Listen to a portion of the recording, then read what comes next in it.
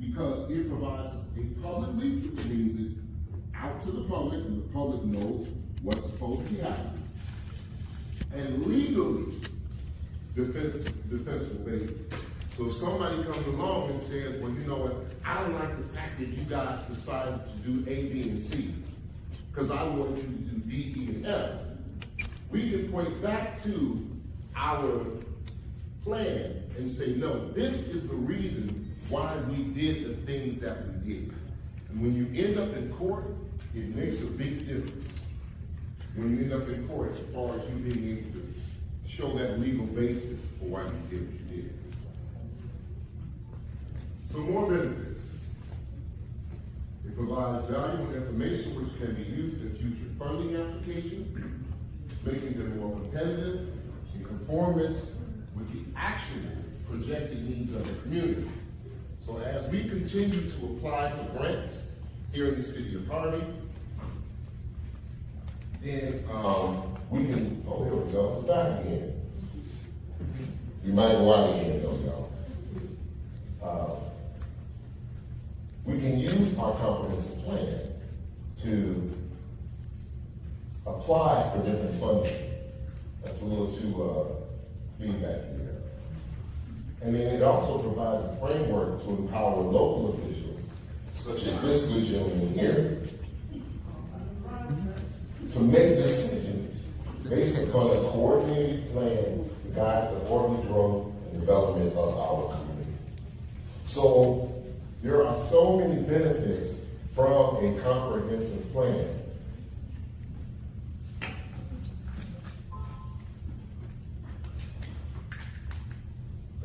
Here was the problem, and this is what we talked about in October of 2018. Here was the ultimate problem. The city of Harvey had not adopted a comprehensive plan since 1968. So think of it, think of it. 1968, the city was going through some demographic changes, okay? 1974, excuse me, it really started going through some demographic changes. And for those who don't know what I mean more black people moved to the city of Harvey. And so somewhere around 79, the businesses started to shut down. Does anybody remember that? Anybody who was here at that particular point in time? The businesses started to shut down. And when they started to shut down, we didn't know what we were going to do, except for lose jobs, lose economic stability, but we had absolutely no clue what we were going to do as a city. We didn't have a plan. Now, we weren't the only ones being impacted by the jobs going out.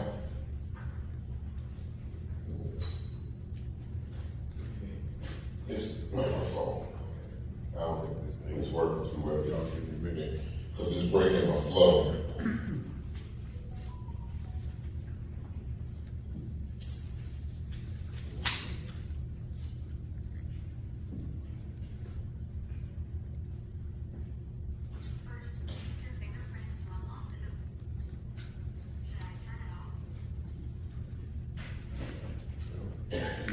Working all right. Now, time, during the time since 1968, James Haynes, he started in 1967, David Johnson, Nicholas Graves. I did not change the slide because this was in 2018. So in 2018, this person was still in office at the time. So I didn't put an end date to that because this is actually an older slide. But we went through four mayors that made us promises about what they were going to do in our community. We can't just blame it on one, because I know sometimes people like to do that too, okay? This was basically an effort over decades where we did not have the direction that we were supposed to go. When I said we, because that means not just me, that means you as well. And so you didn't know what we were supposed to be doing. They didn't develop a plan to what we were supposed to be doing. So nobody really did what was supposed to be done. So, at that time, in October 2018, I got before a group of people, I think it was 16423 Austin, and I said, we must and will develop and submit a comprehensive plan to the City Council for approval. And that, my friends, is exactly what we have done. The City Council, along with this administration, has passed the 2024 Comprehensive Plan for the City of Harvey, Illinois. Now, what does that do for you? Well, first of all, if you want to see the entire plan, it is available online. You can go to cityofharveyil.gov. Once again, cityofharveyil.gov, which is the city's website, and you can find a copy of the plan. And you can read the plan in its entirety. And I would recommend it. Do so with your morning coffee or something. But the other thing that it does, besides the fact that it's available to you, the public, is it does something for you. It empowers you as a resident, because then it begins to give you the ability to hold your elected officials accountable. It doesn't matter whether I'm in office or someone else is in office. It doesn't matter whether Alderman Rogers is in office or someone else is in office. It gives you as the public the ability to hold your elected officials responsible. So we're going to see if we're going to go back.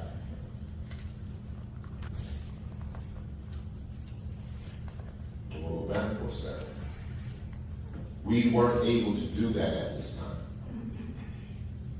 While we may have felt a certain way, while we may have thought a certain way, we did not have a guiding document that we could present to them saying, hey, wait a minute, you're supposed to do it this way. This is what everybody agreed on. We didn't have that. And so it was difficult to hold them accountable. But now we have it.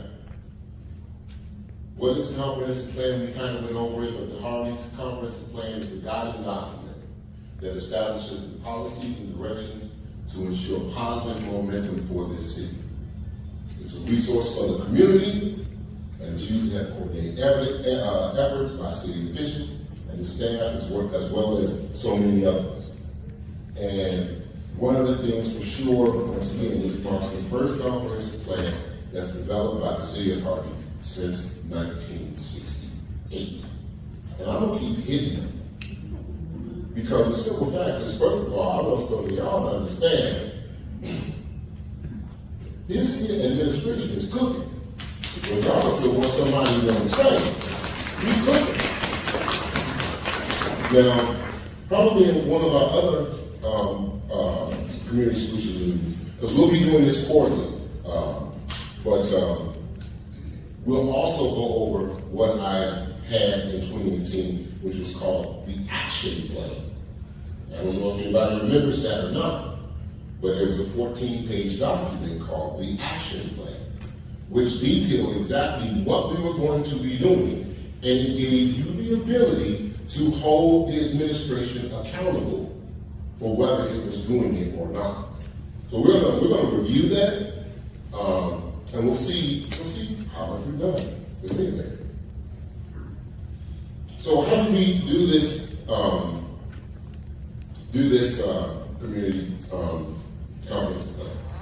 First thing, I didn't do the comprehensive plan. Okay, it was funded by RTA.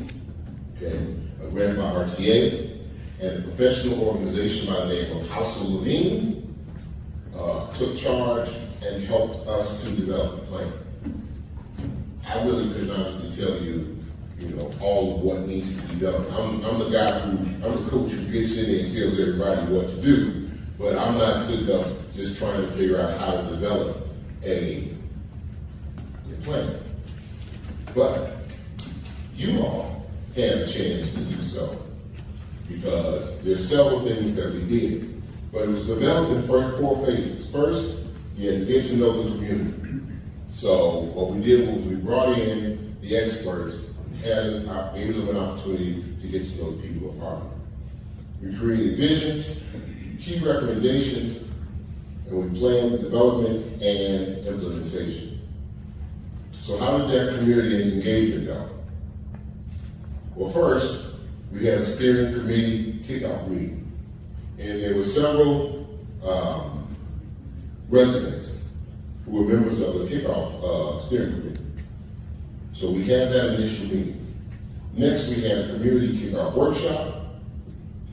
And during that particular workshop, did anybody participate in any of the workshops or any of the meetings that we had? Would you please just by show of hands? Anybody?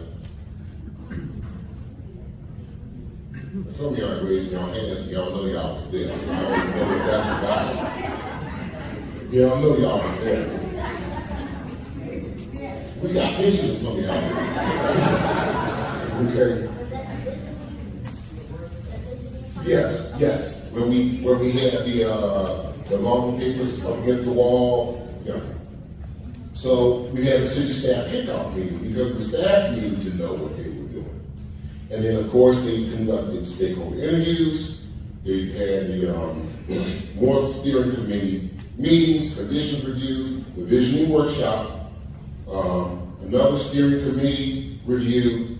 They had the online questionnaire, which some were encouraged to go online, and because some people were not able to make it to all of the meetings and understand it.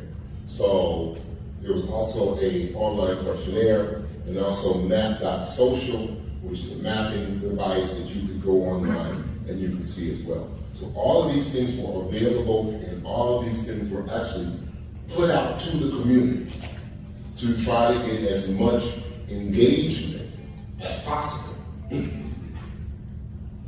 So, as that was being done, there was research being done as well. So Harvey today, and what do we look like?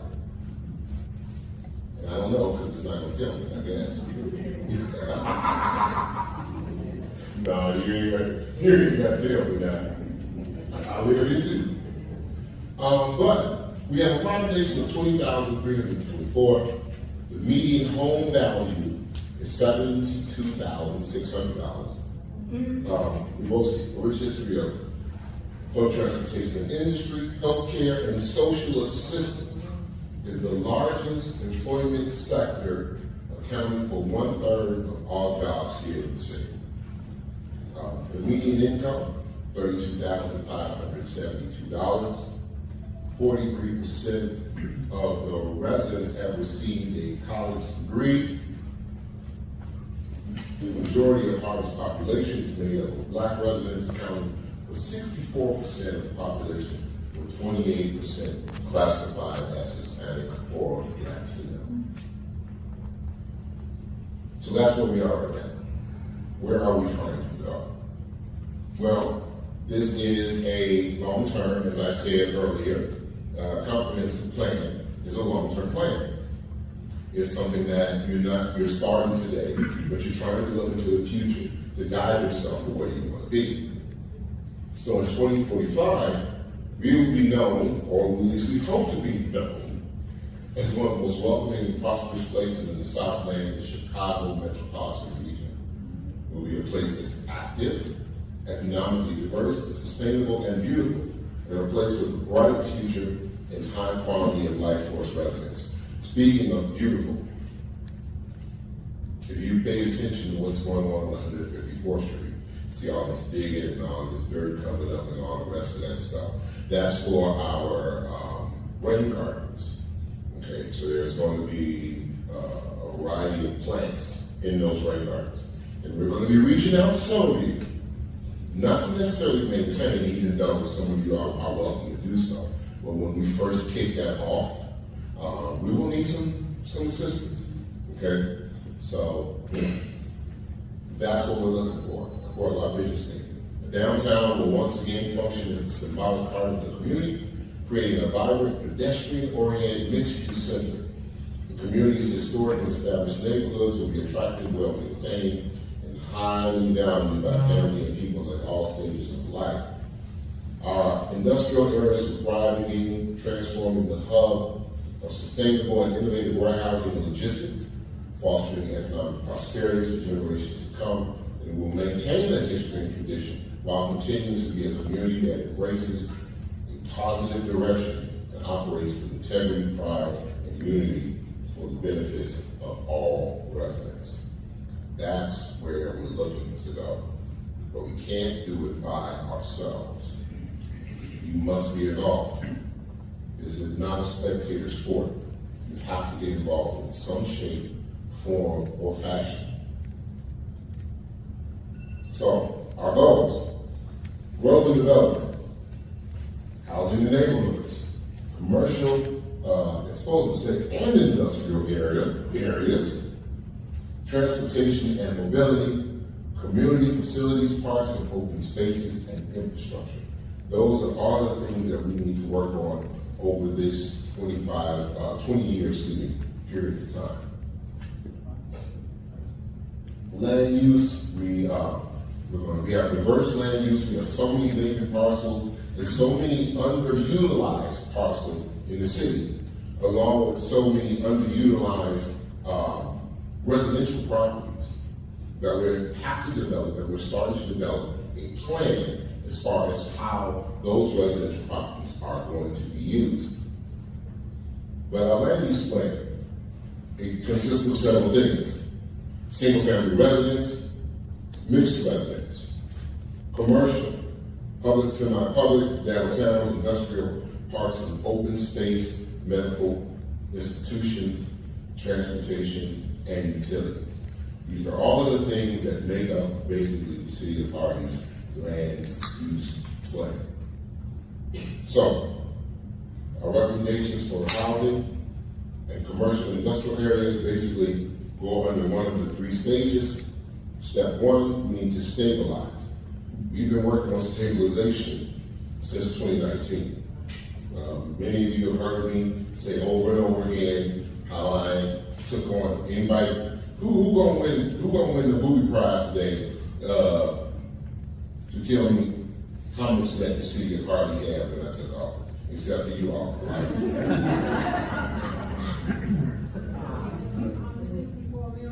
How much?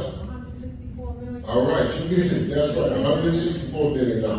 And so I talked about that over and over again. That's right, give her a hand. I talked about the fact that we inherited $164 million worth of debt when we came in. And so it's not something that you get out easy. But that brings us into step one, to stabilize. And we've done a lot of work to try to stabilize our community, to get us to at least ground zero, so that we can try to be functional. And that's what we've been working on. But while we're stabilizing, and some things have gotten a little bit more stable than they were before, we need to invest. We need to invest, and we need investors, okay? So that's our step two. And then once we finally get step one and step two out of the way, of course, step three is to maintain. And that's going to require the community to definitely contribute on maintaining what we have worked to establish. So, our recommendations for residential areas is to maintain vibrant and stable residential neighborhoods, to infill development, which should be encouraged. What's infill development? For those of you who you have a house on this side, you got a vacant lot, and then you got a house on that side. There's a vacant lot in the middle where there used to be something there, maybe. To find a use for that, either to infill that with another property or create what we call a satellite program, one or the other. But we need to maintain vibrant and stable residential neighborhoods. Harvey's vacant residential lots present an opportunity for temporary uses, that can bring life and activity to neighborhoods while fostering a sense of community. Potential uses include small pocket parks, community gardens that provide opportunities for community interaction and inclusion. And you know what, and I'm going to bring this up, and this isn't necessarily, I'm going to say, our finest moment yet. But we still have a lot of work to do, and we still have to gather a lot of funding to get those community hubs up and running the way they should be. Okay? And believe me, I know that and I recognize that. We need more money. When you have more money, you can go much faster. When you don't have money, you gotta go much slower. So in this particular case, we were able to get the buildings built. We were able to get the buildings paid for thanks to our state representative, Will Davis. So we were able to do that. But we have so much more that needs to be done to get those community hubs up and running the way that they need to be. But don't let that get you sidetracked to think ain't nothing happening in the city. Okay? Because a lot of stuff is happening. While single-family homes will continue to be the predominant residential development type, public input during the outreach process indicated support for additional housing to gradually add population to the community, which is another thing that has to happen. We have to increase our numbers by becoming a more attractive community. We're of course going to have to provide more housing, but also we need to up our numbers just from a census perspective. We're continually showing that decline. And what we want to do is, while everybody else is going this way, we want to be able to show that we're going up. We want people to start to turn around and say, oh, wait a minute, what's going on in Harvey? We see everybody else going down. People are moving out of the county to other counties. People are moving out of the state of Illinois to other states. So why is Harvey improving? Why is Harvey increasing? And we want to be able to show that we're doing that. Planning for the needs of an aging population requires a multifaceted approach to ensure the well-being of aging residents.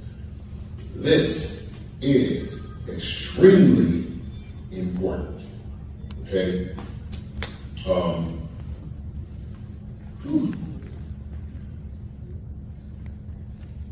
This is where I go off script. But like I said, you know, a lot of people I hear sometimes talk about how I feel apt or respond to the senior community.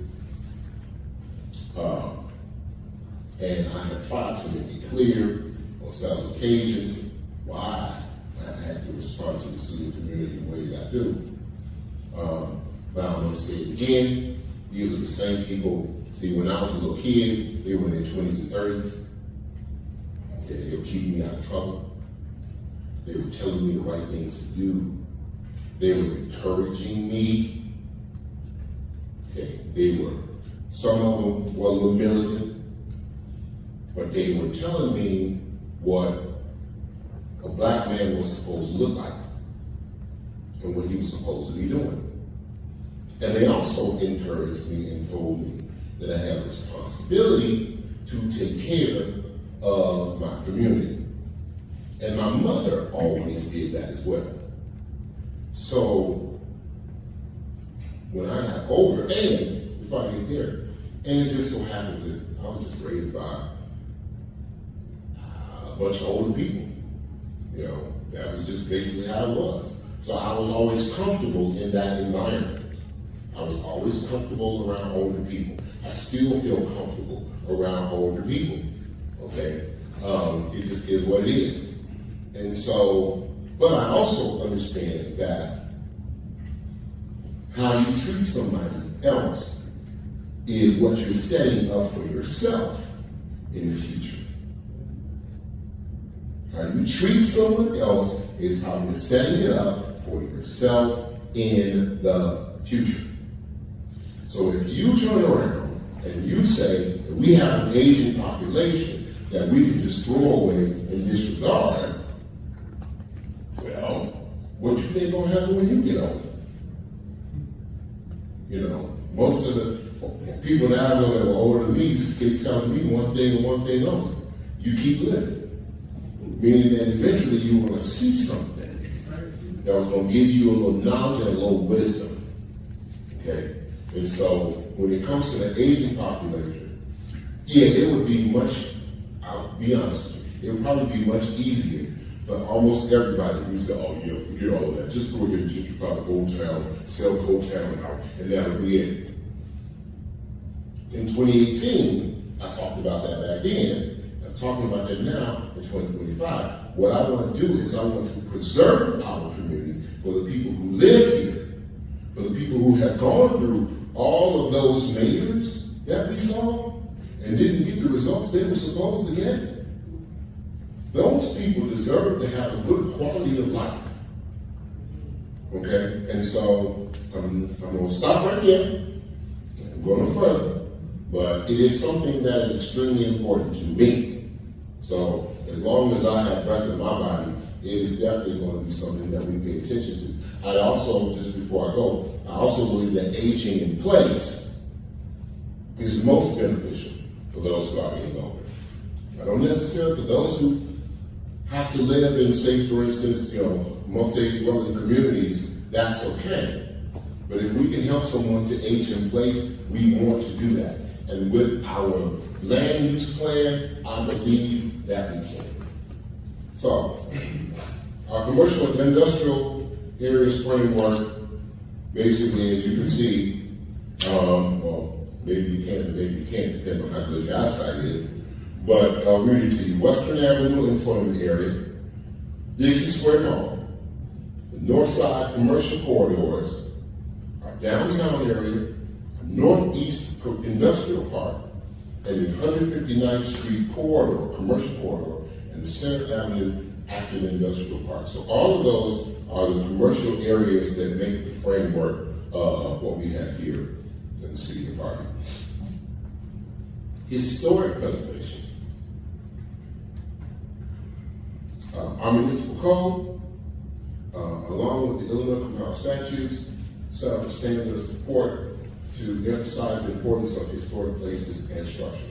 So we do have things already in our code, and we also have the state law that gives us direction on what we're supposed to do with our historic buildings. Probably one of the most historic buildings that we have here in the city is where?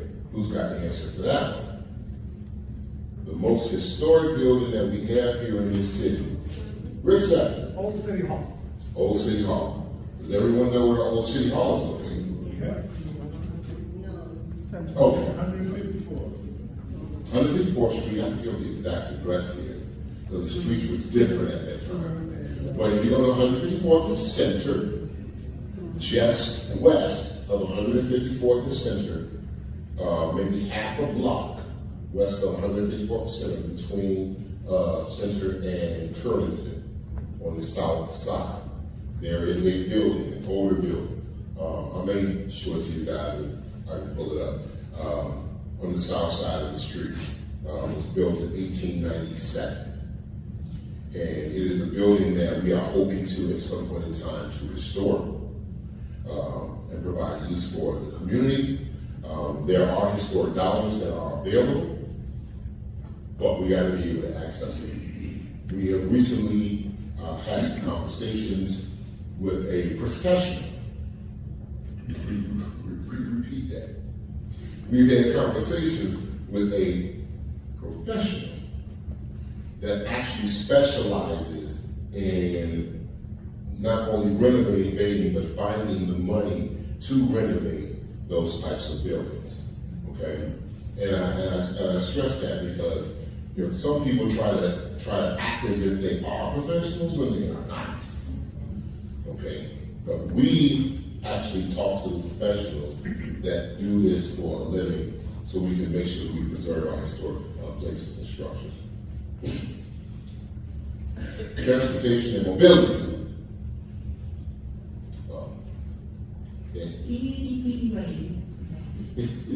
Says we are provide cohesive and efficient network of roads, trails, bikeways, sidewalks transit service, rail corridors, and networks that supports business investment and enhances local and regional mobility.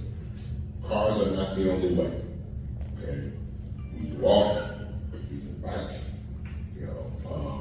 There are many other ways for us to get to where we want to go in our community.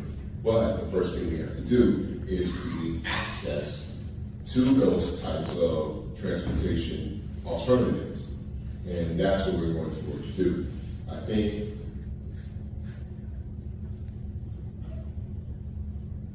we had a board meeting, not this past Saturday, I think the Saturday before, for one of the wards, and I was showing them how on 155th Street we're preparing to build, to redo the street, but also along.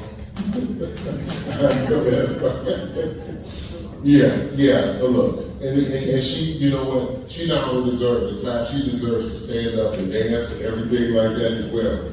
But to redo the street, but also to create bike trails along the street as well. On Roby, we're working on the engineering to create a path from 154 to 147. That path will connect in with a lot of other paths that already go through the region so that we can be a part of the overall network. So that's some of the things we're working on.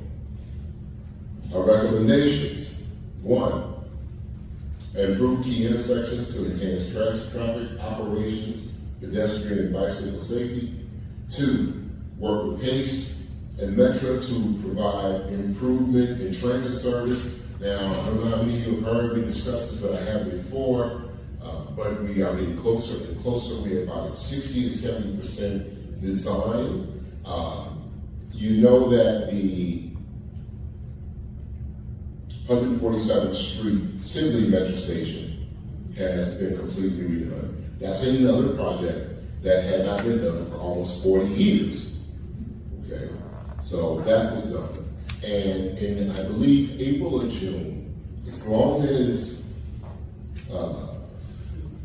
all things being equal, somewhere in April or June of next year, we will be breaking ground on the 70 million brand new PACE and Metro Unified Transit Station over here on 154 and 155th. So we'll have that, we'll be providing more information, and we'll be having a community solutions meeting on that as we get closer. But that's number 2. Incorporate a complete streets approach to transportation planning when updating roadways to prioritize accessibility and safety for all users, regardless of age, ability, or mode of transportation, regardless of age, ability, or mode of transportation. Age, ability, mode of transportation. That is important. Because when you see us doing the new sidewalks, when you see us doing the new streets, you see those things being installed, that's regardless of age, ability, or mode of transportation.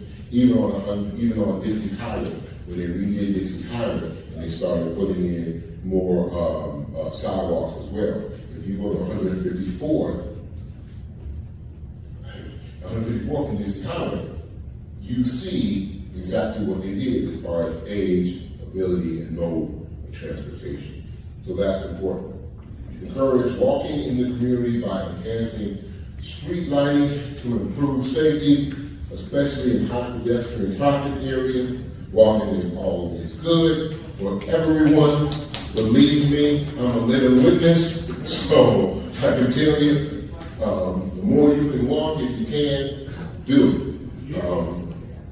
And then invest in bike lanes and pedestrian-friendly infrastructure to encourage non-motorized community. And the good thing about it is, for all of these things, there are dollars available. There are dollars available. And when you can go, you can start to apply for these things. And you can tell them, we have it in our comprehensive plan. Because we're going to go back. Part of the comprehensive plan is to help us with when we're applying for financing. Remember? Yeah. We can say this is in our comprehensive plan. It gives us a leg up. So these are some of the things that our recommendations. Of course, transportation, public outreach process identified traffic flow, congestion, and truck traffic on city streets as key issues. And so we're going to continue to try to focus on that. Where's he at? Over here, this is General right here, for those of you who do not know him. This is Kevin Bennett. This is our chief of police. And he has, during this administration, started something that I think every last one of you want or want to have. Now we'll see if he knows what I'm talking about. You know what I'm talking about? No. What is it? Truck enforcement. And tell me about the truck enforcement. So we currently have a truck enforcement program and a division that we recently started where this division only deals with truck enforcement. We know that affects a lot of our roadways, the overweight trucks that come through the town. So now we have a specific division that specializes in just citing those different trucks to get them in compliance so they'll no longer tear up our roadways. How many do we have? Right now we have 6 dedicated just for truck enforcement. How many scales you got? Say what? How many scales you have? 1. That's what you need to get, on scales. You know what? And you are so right. Even though we can't break the rules. Now y'all know the rules up in these minutes, right? But we gonna roll with y'all. Because yes, how many scales do you have? We only have 1 at this particular point in time because scales cost what? Money. We didn't have one when I actually got in office. He's the president had our scales. Go figure. But nevertheless, yes, we do need to get more of them, and we are working to do just that. But you have to start off where you can start off. And the fact that we have 6 officers now that are specifically tasked with doing truck enforcement. So, and look, and for good reason. Because those trucks have definitely tore up every single one of our streets. Every single, 1% of our streets that we have in the city of Harvey is of any usable value. We did an assessment of all the streets in the city, and of that, 1% is of any usable value. The other 99% need major overhaul. Every last one of them. So, but once again, I ain't money for that. So I want y'all to clap up that money too. What did Peter Pan say? What did yeah, we didn't do that. Transportation recommendations to adopt an official complete streets policy, which will require the Public Works Department to review the feasibility of incorporating increased pedestrian and bicycle accommodations anytime the street of Harvey is planned to be resurfaced or reconstructed. We've already done that. We did that back in 2021. Okay? Coordinate with CMAP and IDOT to analyze the feasibility of grade separating for Canadian Pacific, Kansas City, Line Railroad, where it intersects with 147. Y'all got that? Basically, what we're saying is we need to start having discussions, and we are having discussions on how to create either an overpass or an underpass at 147th Street, where the railroad crosses over. Okay? Now that's one heck of a lift now. Okay, just so you know, that is one heck of a lift. So it's not just as simple as, me calling the federal government saying, hey, y'all need to come out here and do this. It takes work, it takes time. But we are on it already. Apply for grant funding to improve at-grade crossing warning devices at crossing locations on streets that are under local jurisdiction through crossing safety improvement programs administered by the Illinois Commerce Commission. Now, we're in March. So that was February, early February. I had a conversation with the government affairs liaison for CSX Railroad. and we discussed just that. We've had a few issues where people have tried to cross the railroad tracks and they've ended in fatalities. Okay, we don't want that. We don't want that. Now, we would hope that nothing could be as important, or no one would think that they can move fast enough to get past the train. But sometimes, it happens, we do, and sometimes we misjudge. And when that happens, we have those fatalities. We want to try to do whatever it is that we can to try to reduce them. Our chief of fire, our fire chief, has already come up with a suggestion, but I'm going to be working with that and also CSS to try to come up with something as well. Develop an EV readiness plan that establishes an infrastructure framework incorporating both public right-of-ways and private property. Transportation recommendations continue with pace. Of course, we understand the process, bringing the dial ride service back to Harvey. We had it at one time, but there was not enough participation. So as we begin to build up, increase and improve our residential count, we can bring back that program. Prioritize replacing deteriorated sidewalks and stripping crosswalks between key destinations. We're already working on that, and actually, if I am correct, Rick? Yeah, we're going to start using those community funds to repair some of those sidewalks.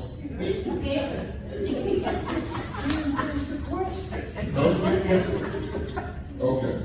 So yeah, a lot of people Jeeps. In the works to make sure all our major crossways are marked and signs are posted.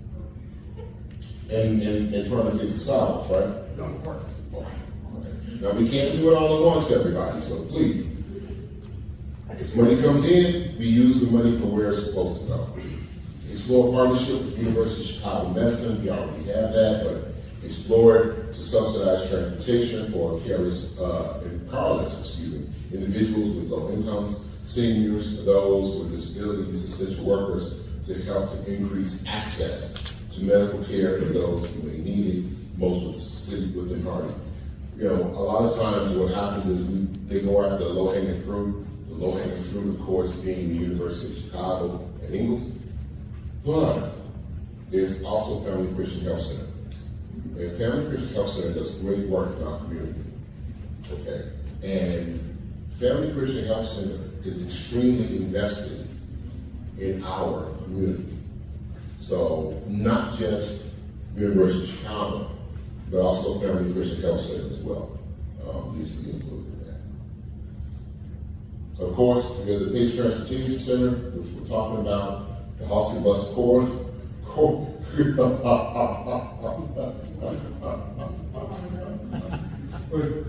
Can anybody pronounce that for me?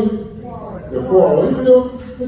The Enhancement Project and the Pace Post Route. You know what? I love it because one thing for sure, I ain't perfect.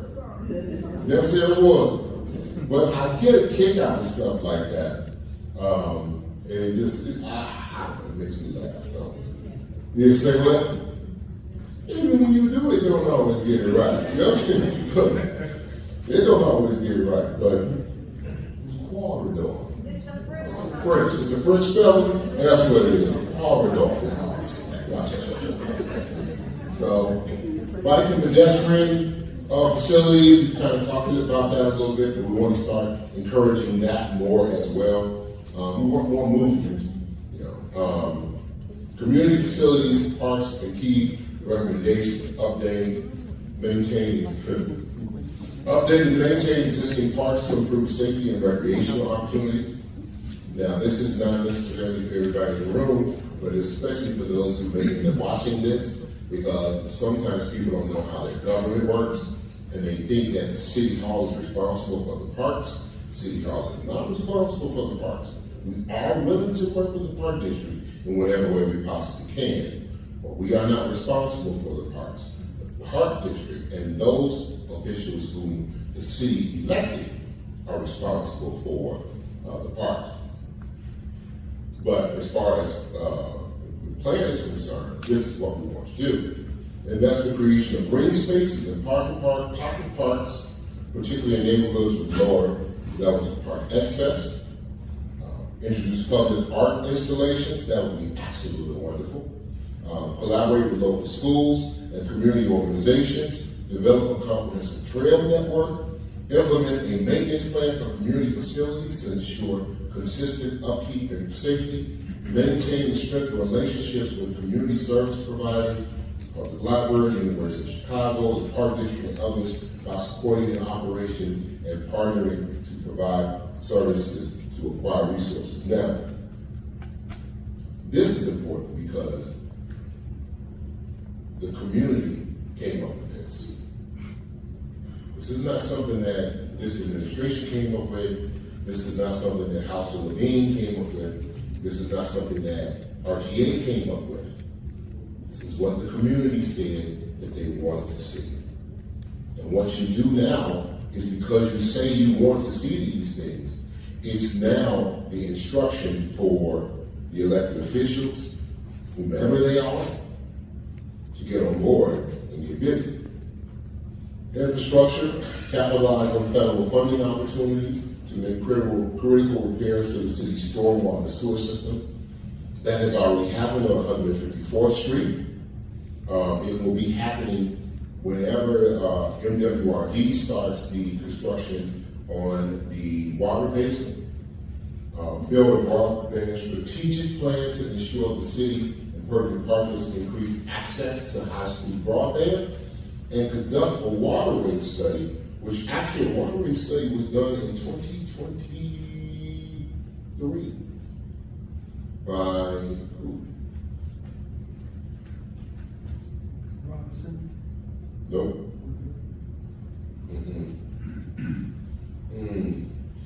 See, I can see the moments too, y'all. Yeah. But a water rate study was already done, and I can tell you this much. It basically said what we already did. Water's too high. But we are working, and we're still, working, let's go back. One of those things we're still working with is our relationship with the city of Chicago. Okay. We are probably this close to a plan to getting an agreement for the payment of the delinquent water bills. One of the issues that we have is Chicago can't make up its mind. Here at Chicago, they can't make up their mind. Because first day I got elected, Lori Lightfoot got elected. We started talking to the Lori Lightfoot administration, trying to work out something new at that time. And then what happened? Lori Lightfoot was out. Brandon Johnson was in. Now we got to talk to that administration. And they don't pick up where the last one left off. It starts all over again. So, we're going to hope and pray as far as what they're doing now. Because we need to have the ability to be able to enter into a solid agreement with the city of Chicago. Streets, same thing.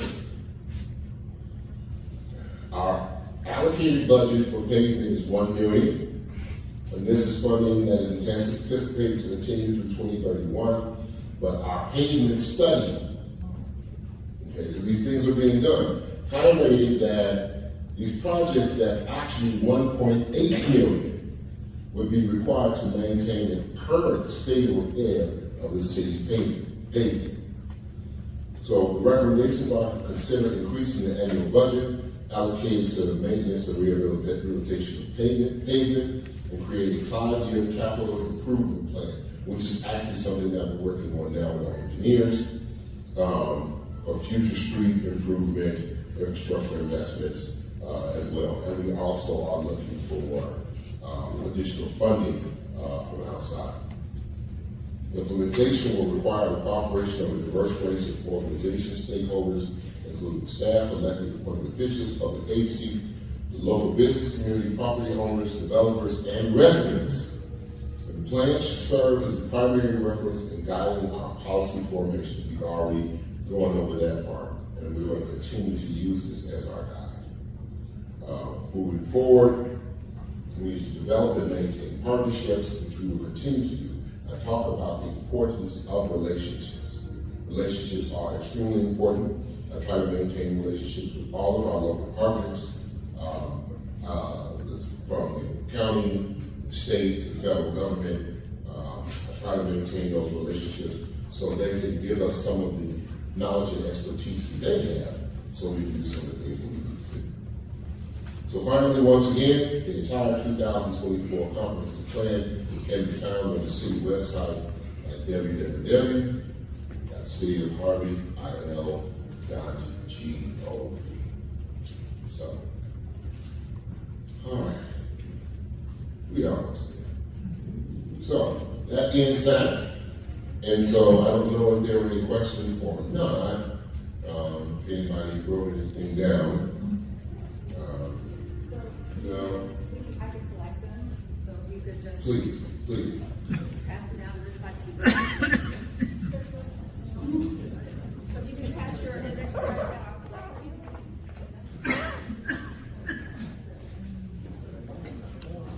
While we are rating this question, still we also have another all-person here, Alderwoman Selena Smith. She decided to sit in the audience, so she's here as well.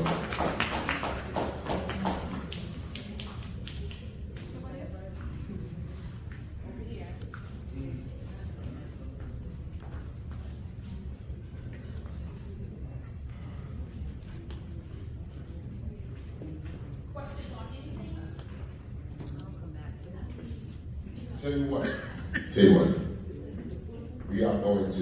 we are ending in 8. We are going to take questions on the comprehensive plan because that's why we're here. But if we get through those questions soon enough, then of course, for those who know me, of course, I'll take questions on anything because I love talking to people. And I like to hear what your thoughts are. Our park district officials aware of the comprehensive plan. Now, what I can say to that is, I don't know. But your park district officials should be residents of the city of Harvey. And because they should be residents of the city of Harvey, part of being an elected official is to know what's going on in the city. So we had, as you see, we had the meetings, we had the different vision boards, we had all of that stuff. We put it online, we did all of that. So I'm hoping, right? I don't know, that the park district officials, if they're aware of the comprehensive plan or not, should they be? How would so? But I say what we'll do. We'll make sure that they know. Whomever wrote the question, we'll make sure that they know. Because we'll make sure that we get a comprehensive plan over there to the park district. Kind of like just in case, or FYI. Yeah, we'll do that.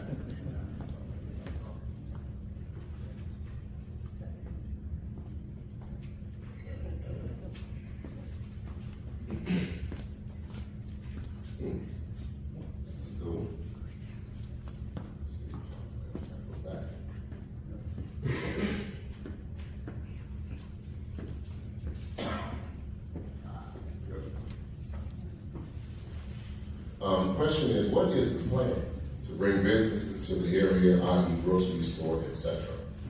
So, we always have businesses in the city of Harvey. I believe, probably in my opinion, are the types of businesses that we have in the city of Harvey. Okay?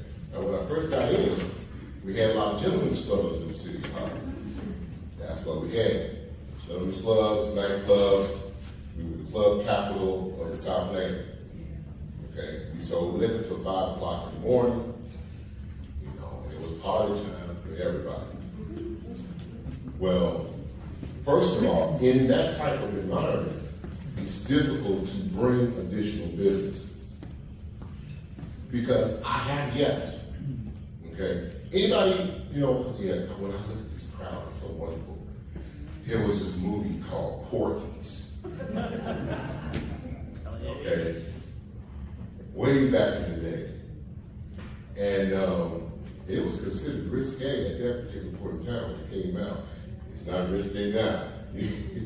But Porky's was located way back in the back somewhere where nobody else knew it was there. Okay? Or if we don't just talk about Porky's, let's talk about Hawks. Because I know some of y'all know about Hawks. Okay? Hawks was, some of them know about Hawks. You see how they throw little prudish faces? Like Hawks, like eagles, crows, owls, what are you talking about? Hawks. Okay? But it was also way off in the back.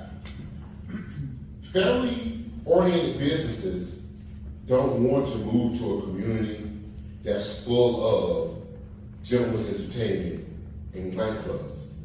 They just don't want it. You can't put your wholesome Dave and Buster's, right next to Club O. It doesn't work. Okay? Because when the little kids coming in and they thought, Mommy, what's a Club O? What does that do? So at the end of the day, we have to change our perception in the business community.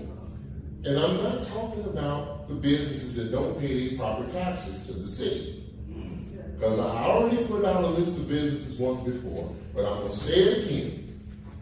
465 commercial properties in 2021 did not pay their property taxes to the tune of $12,517,217. Okay? $12,517,217. Now of that $12,517,217, the city of Harvey stood to get $4 million. Count it with me. Now, that was for the year of 2021, but the vast majority of those businesses had not paid their property taxes for 20 years. 20 years. So do the math. 20 times 4 million. We could do a lot of things with that money. The stuff we're talking about here, we could have done. So I'm not talking about those businesses. Okay? And then those businesses have the nerve, after we try to get them to pay their taxes, to sue the city of Harvey for trying to get them to pay their taxes. So those are not the businesses that I'm talking about. But as far as grocery stores are concerned, there's several things that we have to do, and we have to do it as a community.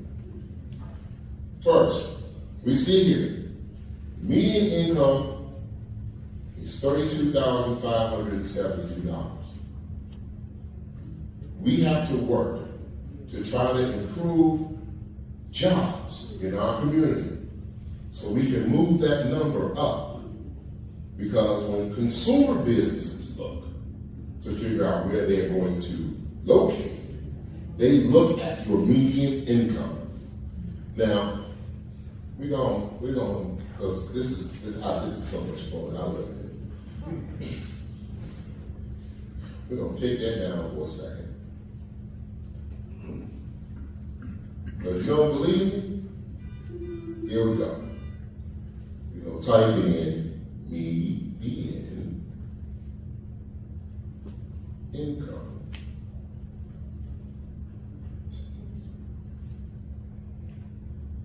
Orland Park, Illinois. Wait, it's right there, Illinois. $47,476 is the median income in Orland Park. Now, let's go even more.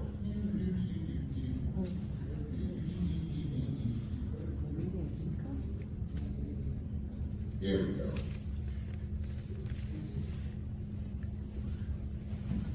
See that right there? We don't look like that yet. So we got to make some moves and do some things. And this is why it requires us to work together. Population, good size population. Okay. Overall poverty rate is 6.55%, but they actually had a 22% 1 year increase. Okay. Ours is somewhere around 17. Of course, dirt work is their percentage. The median household income is $98,979. Median property value, $349,400. Total population, 28,092, median age 46.8. Those are important numbers because when businesses are looking, well, we got our economic development director right back here. Okay? I mean, am I right or am I right? You're right. Okay. Yeah. And when they're going to to decide the places where they're going to go, they look at those types of numbers. And there's so many business people and so many large businesses that when they first start looking, every year they do an assessment of where they're going to, say for instance, invest or try to locate. When they're on the map, that little region where Harvey is located comes up on their map. So we're on the radar. But then as they dig deeper and deeper and deeper, they start to find other things that don't help support their business. And so we're working, and part of this plan is to help us to be able to do just that.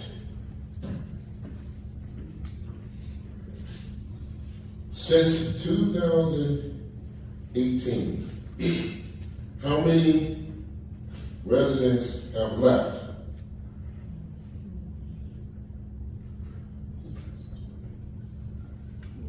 We went from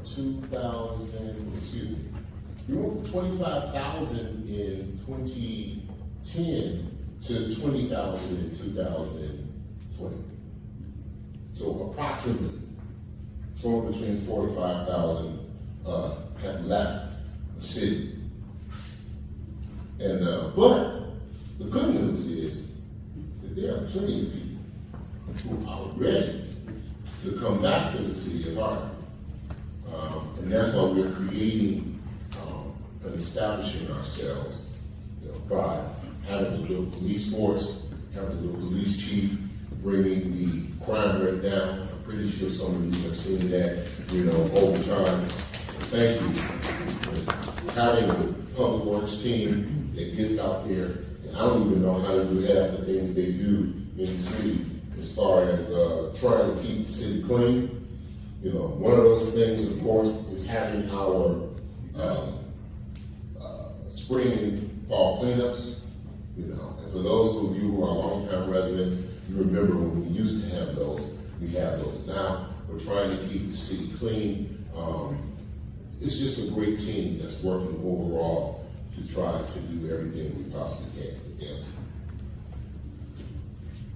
All right, so the rest of these are not relevant to the comprehensive plan. So y'all already have some fun now?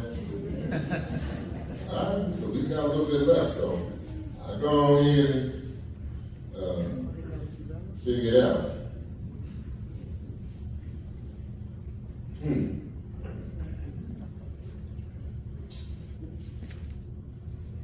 I'm not quite sure what is the purpose of the community center. I think they're talking about the community hubs. Okay, let me give you a little story on that. If you don't mind. First of all, they were called community hubs. I wasn't really in favor of the name, but it is what it is. And then somebody turned around and somebody in this administration, just like we saw corridor, somebody in the administration went up and had signs printed up that had community center on it. And let me tell you how much of a nightmare that started for me. Because people was calling, how you gonna have a community center? And who you gonna put up in there? Y'all can't play no basketball. of course we know that. Okay? It was just a situation where somebody went out and misprinted. It was supposed to be community hubs. The community hubs were initially designed, first of all, they're paid by, in part by NIPOR, and in part by our state representative Will Davis. That money didn't come out of y'all pockets for those who want to make those allegations. The purpose of them were to try to create what I would call safe zones within our communities. Okay? So that particular area, and we're still going to get there, would be manned by a police officer. Okay? 24 hours a day. We have 24 hours a day manning in those buildings. And as we continue to grow, we'll be able to do just that. If a small group wanted to do something, like for instance, I encourage block clubs, but most of the time, people aren't involved in block clubs because what? They don't want people in their house, in their homes. Okay?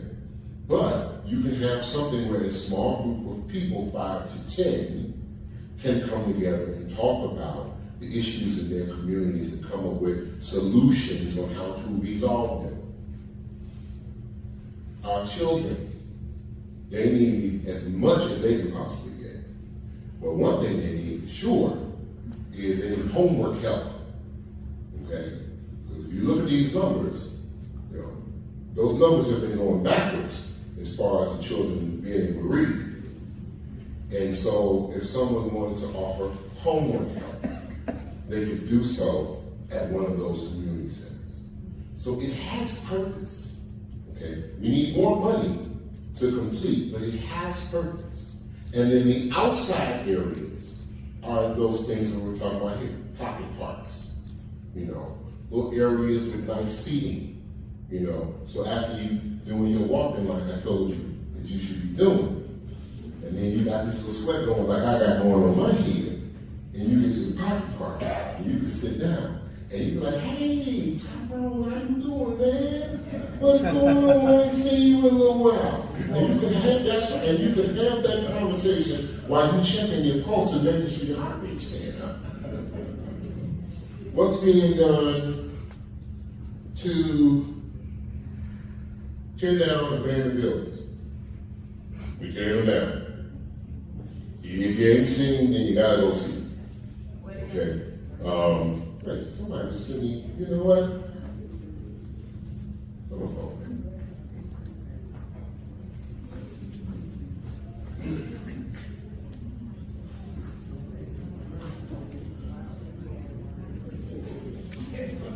Oh,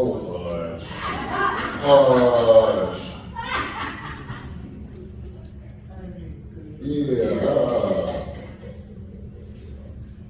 All right. So these are some that we've gotten already.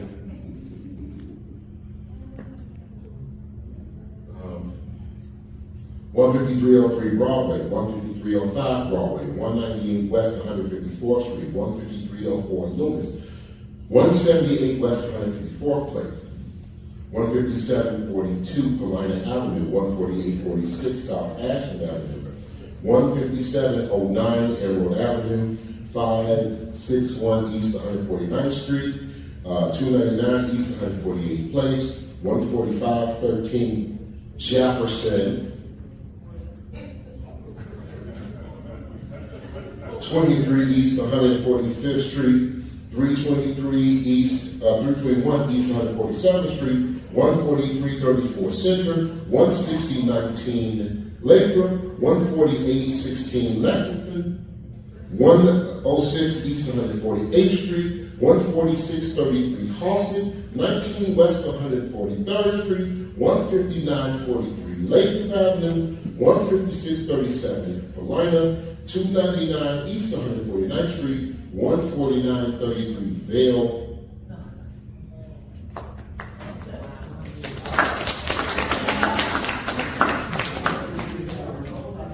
But see, y'all forget it, and I get it. Because, and it's unreal. Who remembers Nate's on the 159th and Park? On the 159th part, first 100 days this administration got in, that building down, gone. Okay? 157 Halsey. Big old building. 3 stories. Okay? Gone.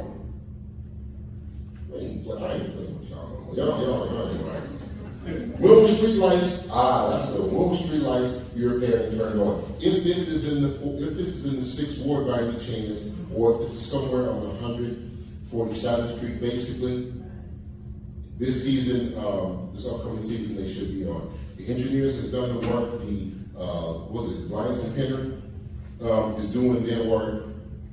Those are being on. See, I used the term the last time I did a presentation, and I talked about foot and back. I have foot and it's foot and back. It's foot and back. It's foot and back. They will tell you, okay, we're not playing around here. We're moving at an accelerated pace. And so we do what we have to do in order to make sure we get the job done. But those lights should be done as well. But remember, when we got in, the city was 30% lit. The only way you could get around the city was to be a bat. Because you had to use sonar in order to travel through the dark. So we have come a long way. You know, we've come so far in our faith. You know, y'all got to start singing the church hymns or something like that. I don't know. Has a new property tax relief bill to assist Harvey homeowners been passed? It has not been passed. So, if you really want to do that, that's something that you need to talk to state reps, state senator about. But there is a bill that has been proposed, and it's really going to help us. That's the big part about it. The discussion has already been, it's a circuit breaker, okay?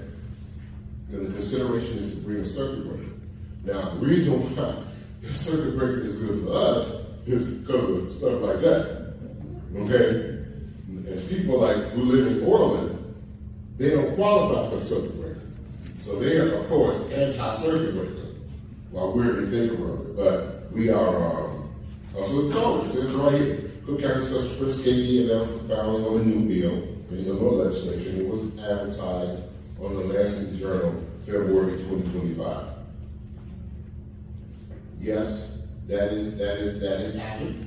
And we're waiting to see what happens in this next session to see if that can get through. I really hope it does. But in the meantime, and in between time, this gentleman right here, this young lady right here, in June, we promised not to increase the taxes for 2025, property taxes. And in December of 2024, we kept that promise, and we did not increase those taxes, okay? So, now you'll still receive a tax bill with the city of Harvey's name on it, of course, but we did not increase it, okay? We tried to encourage other taxing bodies, because there's 15 taxing districts that tax us. We tried to encourage them to do the same. I'm going to leave it at that. I'm not going to speak for him, but I can speak for us, because I understand exactly how that impacts everybody. What's going on with the Wood Street project? Well, they start working on it again. The Wood Street project should be started, I think, sometime somewhere in either April or June. I have talked to the engineer. We are trying to make sure there's a few things that need to be tweaked so we can make sure that it is correct. But it should be happening sometime this year. But remember, that's another project. That project was started in 2009. Nothing happened from 2009 to 2019. In 2019, this administration went to IDOT to basically reestablish our relationship and see how we can go about getting that going again. So we're moving in that direction. And that's another one of those things that's happening as far as our state rep is concerned. What about the issue of commercial trucks, such as tow trucks on residential streets? That gets on my nerves, y'all. So I'll be honest with you. I don't like no type of trucks on commercial streets, period. I don't want the box trucks on commercial streets. I don't want the tow trucks on commercial streets. And if you got a commercial vehicle, I think you need to be parking your vehicle where you work.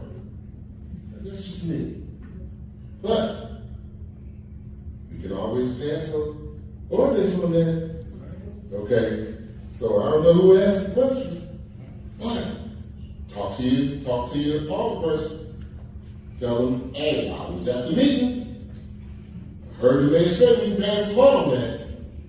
We pass along that, and we can start taking care of that too. Because I honestly don't he'll tell you. Because I get on his nerves as well about that type of stuff. So, what's happening to the water pressure in Glenview Manor? What's happening to the water pressure in Glenview Manor? No idea. I don't either. Where is that? Behind the McDonald's on 147. So, what's going on with the fire hydrants in Glenview Manor? When the potholes come to be fixed, the streets paved because of all the traffic coming out of the car wash on 148. Okay. So, first of all, if you live in Glenview Manor, whether you're here in the building or you end up watching this, please come see me first of all on the mayor so we can have a more in-depth discussion. Glenview Manor was established, and Glenview Manor was supposed to, at the point in which it was established, was supposed to have an HOA. And the HOA was supposed to take care of all of that stuff. Homeowners Association. Now, I don't know what they did or what they didn't do. So, whoever wrote the question, don't take it as an attack from me, because I don't know. Okay? All I know is what it was supposed to be when it was established. And so, and those HOA dollars were supposed to take care of those things over there. The traffic coming from the car wash, traffic comes from several ways. It comes from either north on 47th Street, it comes from the east, right off of Dixie Highway, or they can come into the frontage road and go into the car wash. But that doesn't impact all of the roads that's inside of Glenview Manor. So that requires a deeper conversation. And Glenview Manor, you can look it up. It does have a HOA established with the Illinois Secretary of State. So, first of all, I'm more than willing to help in any way that I possibly can, because we in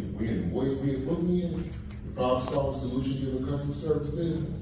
That's what we do. So we'll definitely try to help, but that might be a lift that might be a little bit more than we're able to do right away. But we will do everything we possibly can. But the first thing that happens is we have to have a conversation.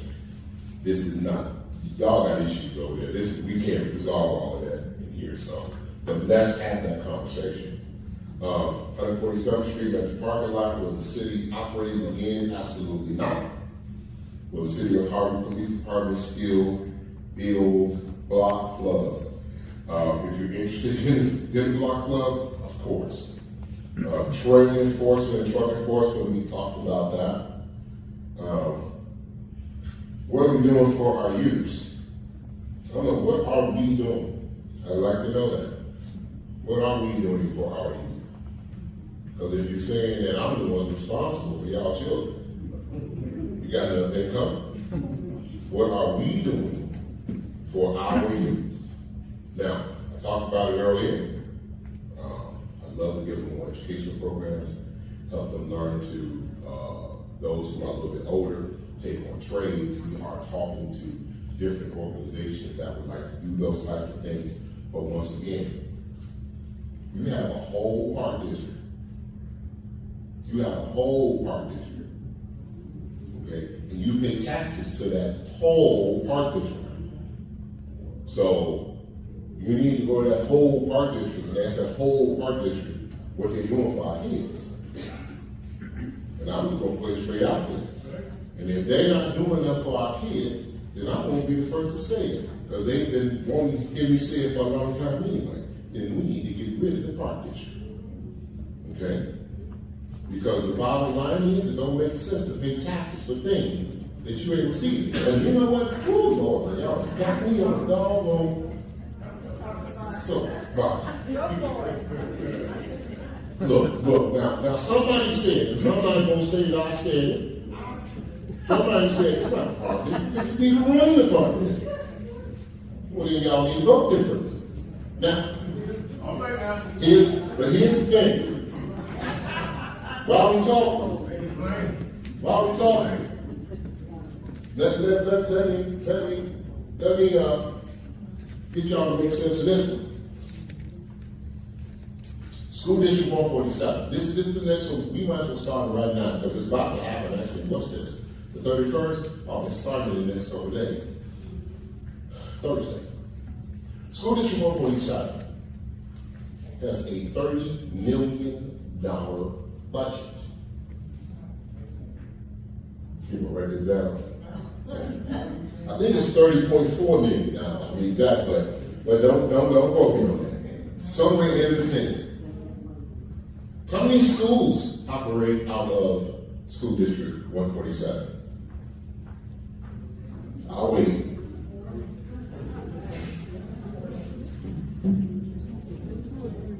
Three. Lincoln, Rose Park, and Tank.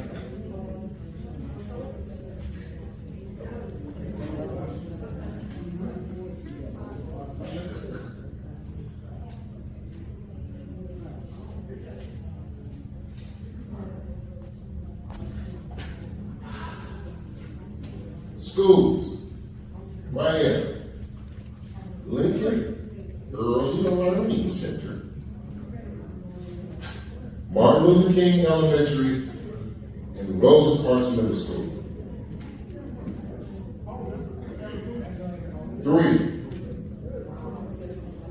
3. A kindergarten and a preschool. A first through, I think, is 4th. And a 5th through 8th. Not even a whole school. Now, do any of y'all remember them days when we went to school and it was like a whole school in school? You could go to school and you started kindergarten and you graduated 8th grade and you've been in the same building and it only took one building. It takes 3 buildings. 3 buildings. It's only 756 in total. I think it's 756 students in total. Okay? Yeah, but here's the thing. $30 million. We pay in taxes, and of the $30 million, 95% of that $30 million comes from property taxes. Okay? Washington closed, and because they still got it as a capital asset. And 2 superintendents. That's right, 2 superintendents, capital assets. Okay, don't come up in here talking no yah to me because I'm telling you this stuff is going on, and while this is going on, we don't hear nobody saying nothing about it, and it's going on right under your nose. 30 million. Then when your taxes go up, we got somebody in here, I know who it is, and she knows who she is too. Always want to ask me, what's happening with the money? Go ask them. What's happening with the money? Now, we take in written questions, so if you have a written question, we can go ahead and take it down. Same thing with School District 152. Because School District 152 went down from 8 elementaries and 1 junior high to 4 elementaries and a middle school. But the budget didn't go down. Make that make sense to me now. It don't make no sense. Well, I'm sitting up here trying to figure out how we're going to get around $164 million worth of debt. We need to go up on taxes, and we don't go up on taxes. They go up on taxes. God bless them. But they go up on taxes, and you have to pay for it. And then they give you the bamboozle and tell you, go see the city. Find out where your taxes is going up. 60% of your tax bill comes from the schools. 60%. And this is what you're getting or not getting. Okay? Because while you're sitting, while some folks want to sit up here and they just want to make up stuff, this stuff is real things that's going on in our community. Those two districts need to be consolidated into one district with one budget. That's not $30 million. Well, how can you do that? Get a referendum? So, don't ask questions when they come from the audience, but you can go ahead and give up. But I heard you though. I heard you. Yeah, we need a referendum. But those things need to happen. But the first thing you gotta do is, besides the referendum, you gotta get incensed about it. You gotta act like you give a damn. That's what you gotta do. We gotta stop looking at all this hokey-pokey nonsense that we look at in government. Okay? And we gotta start looking at serious things and serious issues. Because those are the serious issues that make us spend more money. And when we go back to, right here, right here, that thing works. Oh, it's actually working. When we go back and we look at this, y'all see, ain't nobody got a lot of money to be spending. So you need to be fighting for every single dime that you got. So let it be said that it came from my mouth. 152 and 147 needs to be consolidated. That makes absolutely no sense. There is not a single school from West Harvey District School District 147 that's in Harvey. Rosa Parks is in Dixmoor, King is in Dixmoor, Lincoln is in Dixmoor. Okay?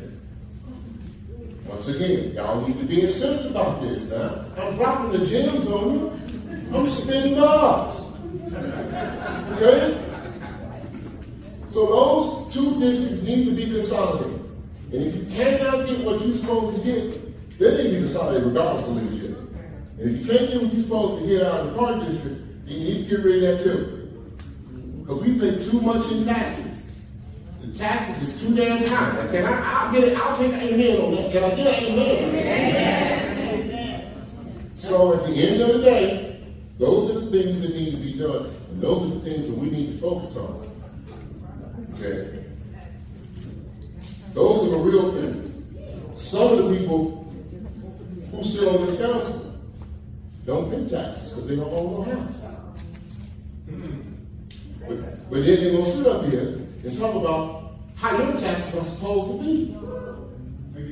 And vote against holding the tax.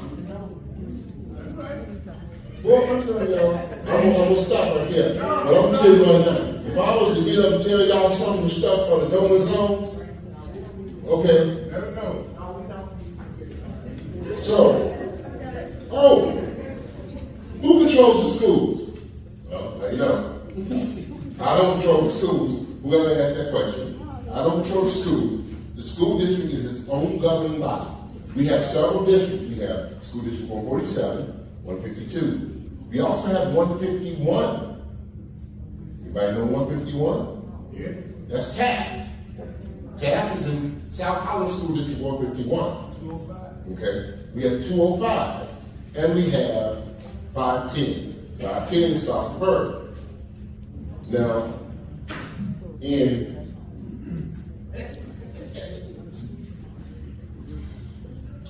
another little story. Y'all got a little time?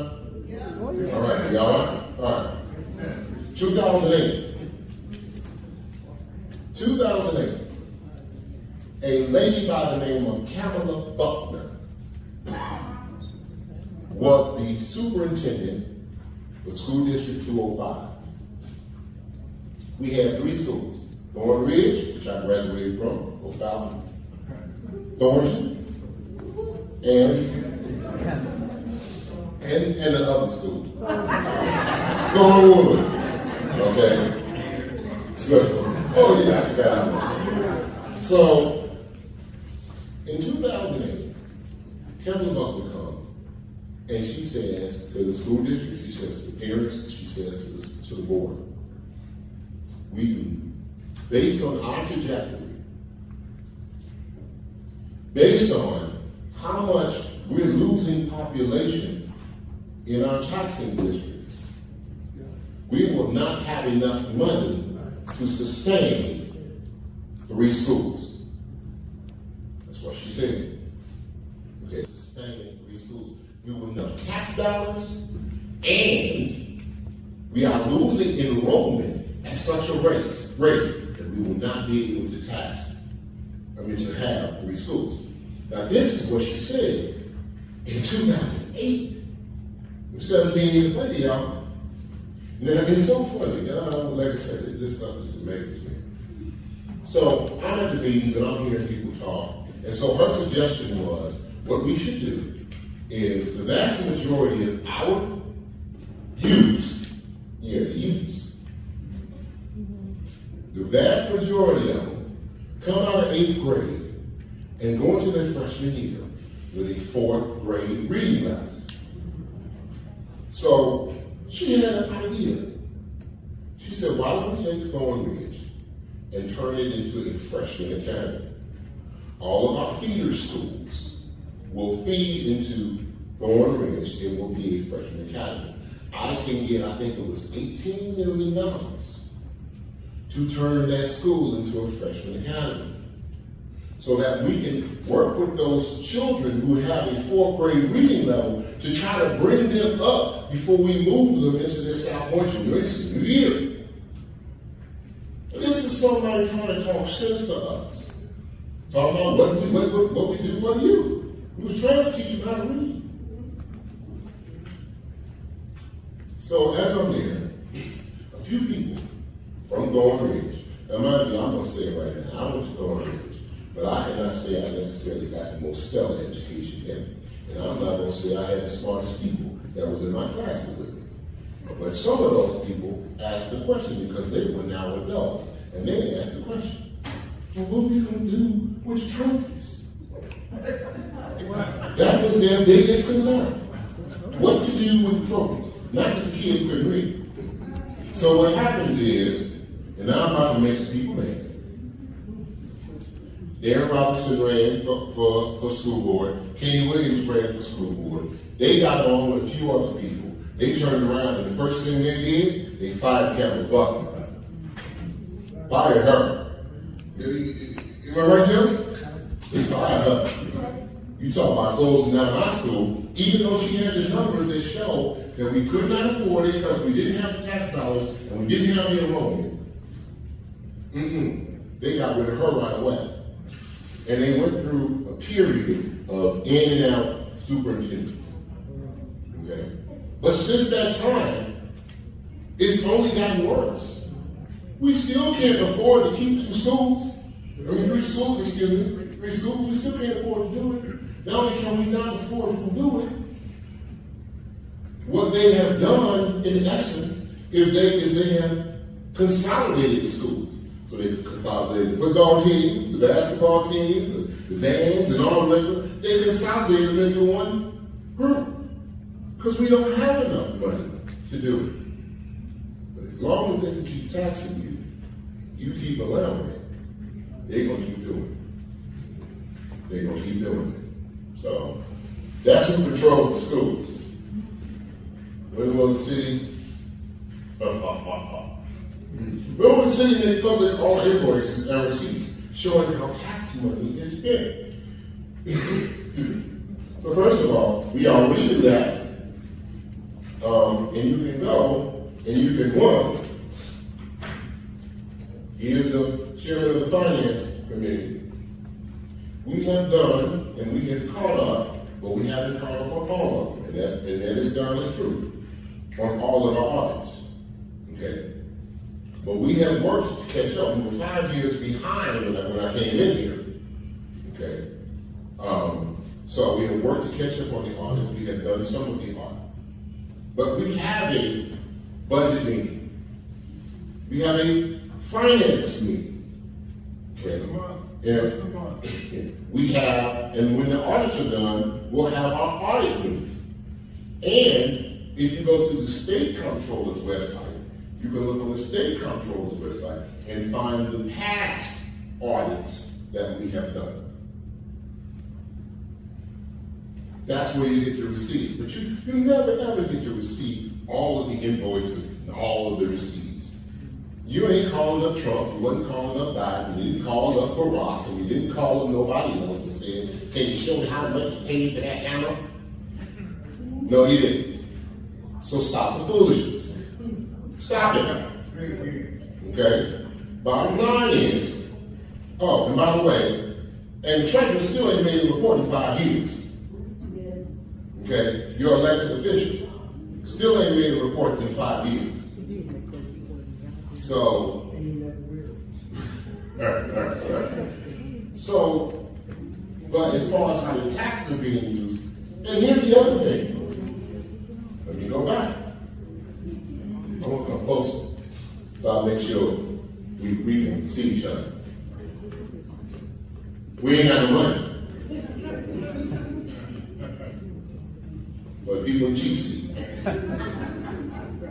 We ain't got no money. Y'all think I'm playing. Okay? When I tell you that we took $164 million worth of debt, that's real. We ain't got no money.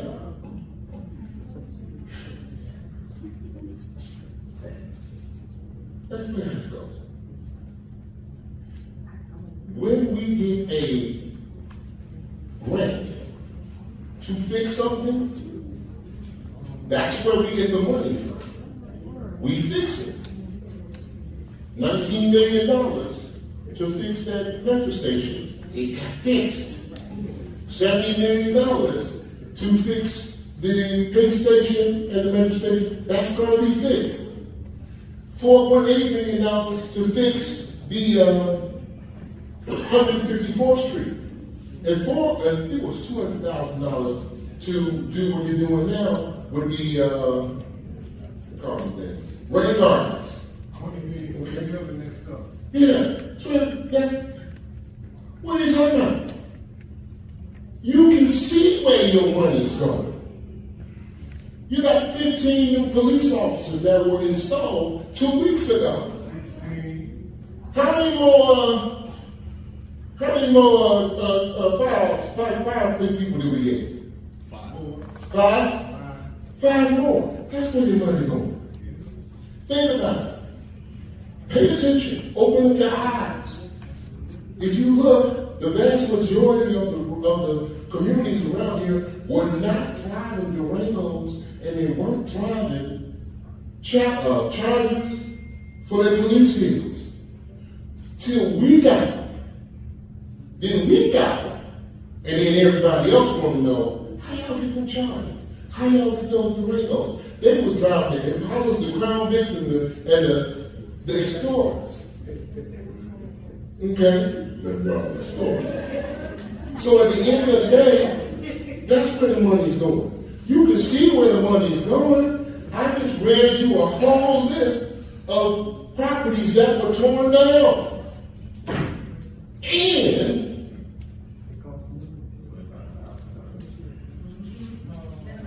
tell me, brother.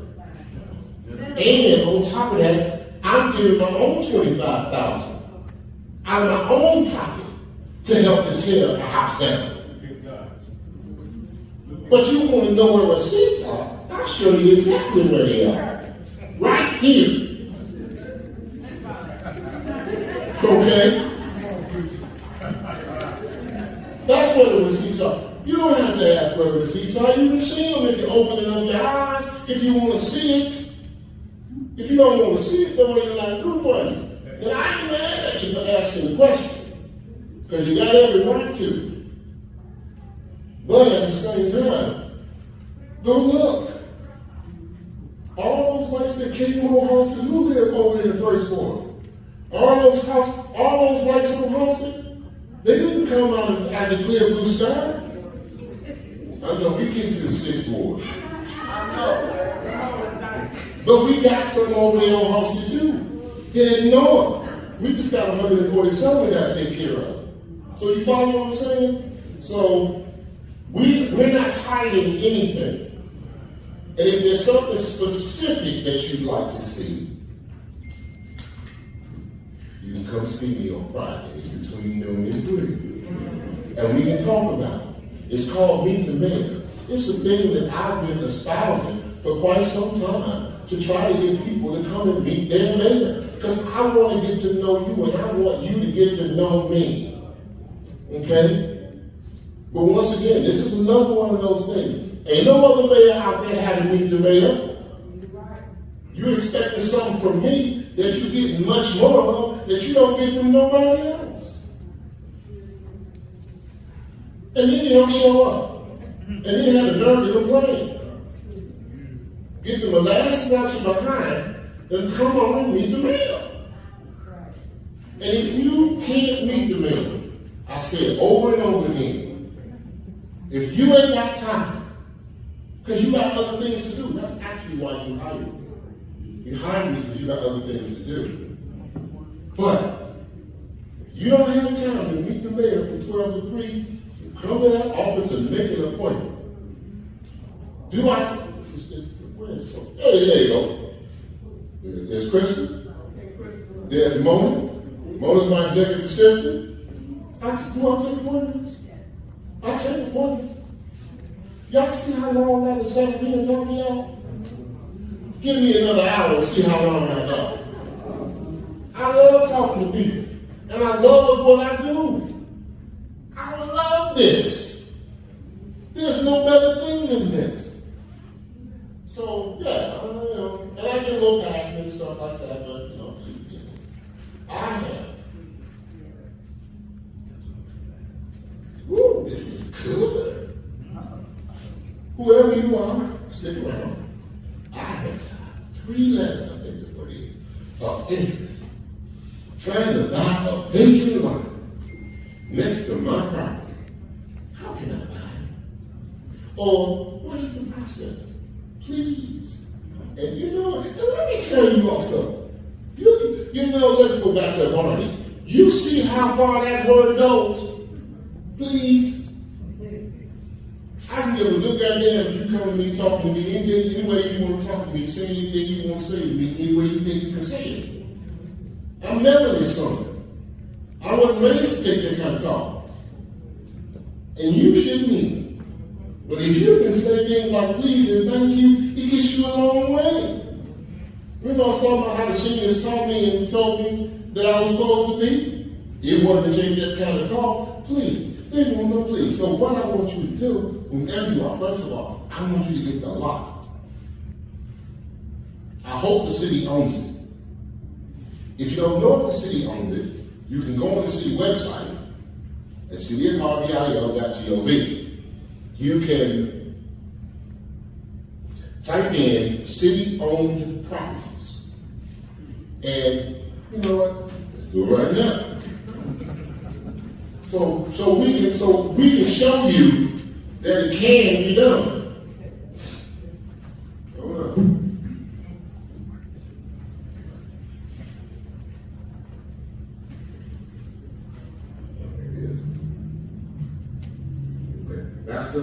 That's city website, y'all see it? Mm-hmm. All right.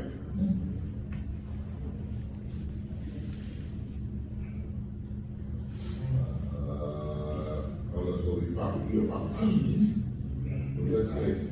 Put T in asterisk. That ain't right. Put a T in asterisk. Where is it? No. Here we go. Yeah, that's it. All right. So y'all see that done? Y'all see that works, right? Okay. Now, if you're using Windows Explorer, I would suggest maybe you should change to Chrome, but because Chrome works better. But here we go. Properties for redevelopment. So everything is in this little red blues. Now, reds are judicial deed eligible, and it's 500 pins. And the city owns are in blue, 430 pins. Look at here. So you can go down to the city-owned property list, and there's a list here. Let's do it together. I love this. And you can see the PIN number, the address of the property. Because see, somebody else is saying we don't make this stuff available to folks. You know, because they just think nothing else to do with their time. And you can even click on where the link is, and it will show you where the property is located. So let's grab a link here. That's where the property is located. Here is the property. Okay? Okay, that's what that property is. So we got 430 properties for rehab and construction or sidewalks. So whoever it was that asked that question, first of all, that's another way of trying to find as far as ownership if the city actually owns it or not. But two is, we would love to talk to you. Because if there's somebody that wants to buy a property and it's city owned, we want to sell it. Ain't that right, T? You bet we do, yeah. So there we go. So that actually covered all of the questions, family. I'm sorry, I know I can't ask you, but I need to get back to that, what you just did. What was that date? Okay. No, that's fine. We done with these things. Once we're done with these, now we can raise hands. 5 to 7. City, I'm on the city page, but where do I go from there? you gotta go on a laptop. The mobile version, they haven't set up for the mobile version yet. No, so what's the next? Laptop or desktop. All right.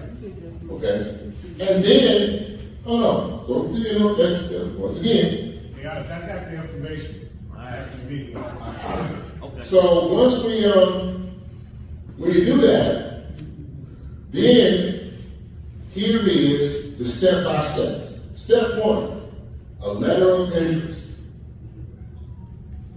Here we go. So step 1 is a letter of interest. Step 2, depending on what you're doing, proof of concept and funding. And it takes you through the steps. Several stages, blah, blah, blah, blah, blah, blah, blah, to get you all the way through what you need to go. Okay? So, but your first step would be, of course, to submit this LOI. Now, if you say you've already done that, once again, then we need to talk some more, and we need to find out how we can assist you. So, it's time to say goodbye for now. We'll have our second time around. But before I go, there's something I'd like to say. Okay? We started, and we're going to end in prayer. So if you'll be so kind as to bow your heads, Heavenly Father God, we just come to you expressing our thanks and our love, oh God. Thanking you so much for this meeting. Thank you for the people who attended. Thank you for the well-received dialogue, the wonderful questions, and the people who are interested in moving us forward. Oh Lord, we have to always continue to bless you for your grace, your mercy, and your favor, because you are a loving and giving and sharing God. And we know without you that none of these things are possible. We ask, oh Lord, that you would continue to bless us as we leave this building, and as we continue on whatever way we go, that we may have traveling grace, that we may eventually make it to our homes safely. Thanking you again, loving you, oh God, glorifying you, praising you, and magnifying you, because you deserve all of it. This we ask in Jesus' name. Amen. Put your hands together for the mayor.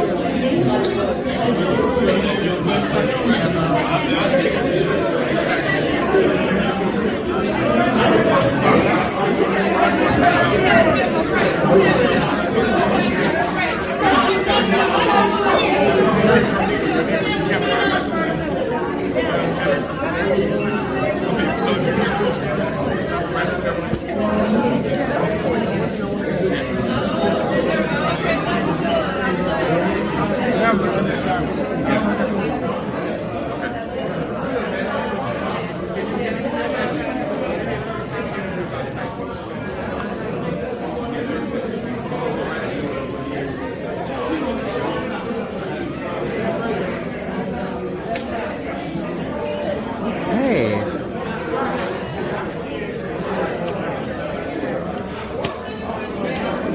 Wow, that was interesting.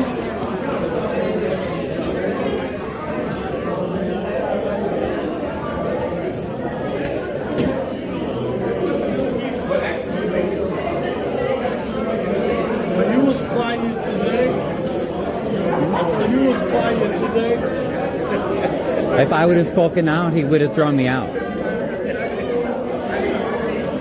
Yeah, we don't really get it. We don't really get an option here.